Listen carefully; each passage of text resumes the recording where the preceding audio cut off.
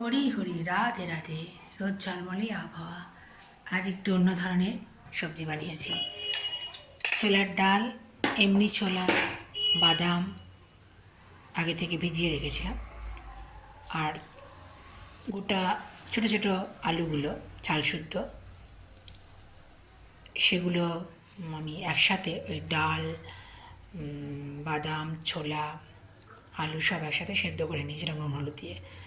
তারপর অন্য একটি পাত্রে সর্ষের তেল দিয়ে তেল গরম হয়ে এলে পাঁচফোড়ন, গোটা জিরে, শুকনো লঙ্কা, আদা বাটা, জিরে গুঁড়ো, ধনে গুঁড়ো, নুন, চিনি, হলুদ যা কিছু অল্প অল্প করে দিয়ে ভালো করে নেড়ে চেড়ে নিয়ে এর মধ্যে দিয়ে দিয়েছিলাম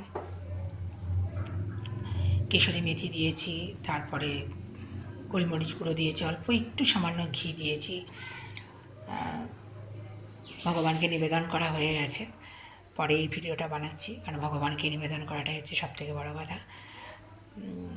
ভালো থাকবেন। আচ্ছা, সবথেকে বড় কথা, ভগবান যেরকমটি চান সেরকমটি কিন্তু হয়। দেখবেন, আমরা ভাবি আমাদের জীবনে কিছু ঘটে গেল, এ হয়ে গেল, ওই গেল, কিন্তু ভগবান ঠিক ঠিক করে রেখেছেন কখন কোনটা কাকে দিয়ে করাবেন, কীভাবে জীবনযাপন করব। এটা কিন্তু খুব সত্যি কথা। তাই তাঁর চরণ ধরে থাকতে হবে। যার যা ইষ্ট দেবতা তাকেই ধরে থাকবেন, ভালো হবে তাতে।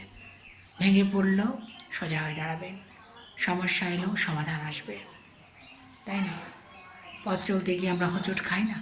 সেরকম জীবনযুদ্ধেও আমরা অনেক হোঁচট খাই, ভেঙে পড়ি, কিন্তু তাঁর চরণ ধরে থাকলে তিনি আবার নতুন পথ দেখাবেন, হারতে কিছুতেই দেবেন না। এটা কিন্তু খুব সত্যি কথা, মিলিয়ে দেখবেন।